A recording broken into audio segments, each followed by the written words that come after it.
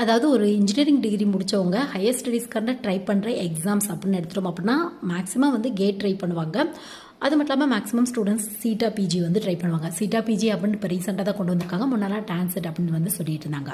So ரெண்டுக்குள்ள difference பற்றி இந்த 1 மினிட்ல ஷார்ட்டாக வந்து பார்க்கலாம். சப்போஸ் உங்களுக்கு இன் டெப்த்தாக தெரியணும் அப்படின்னா நம்ம சேனலில் வீடியோ இருக்குது, வேணும் அப்படின்னா வந்து செக் பண்ணி பாருங்கள்.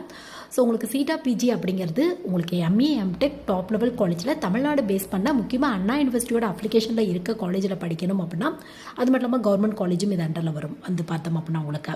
ஸோ நீங்கள் எழுத வேண்டிய எக்ஸாம் தான் சீட்டா பிஜி அப்படின்னு வந்து சொல்லுவாங்க. எம்ஏ எம்டெக் நீங்கள் தமிழ்நாடு பேஸ் பண்ண அண்ணா யூனிவர்சிட்டியோட அப்ளிகேஷனில் இருக்க காலேஜில் படிக்கணும் அப்படின்னா சீட்டா பிஜி வந்து ட்ரை பண்ணுங்கள்.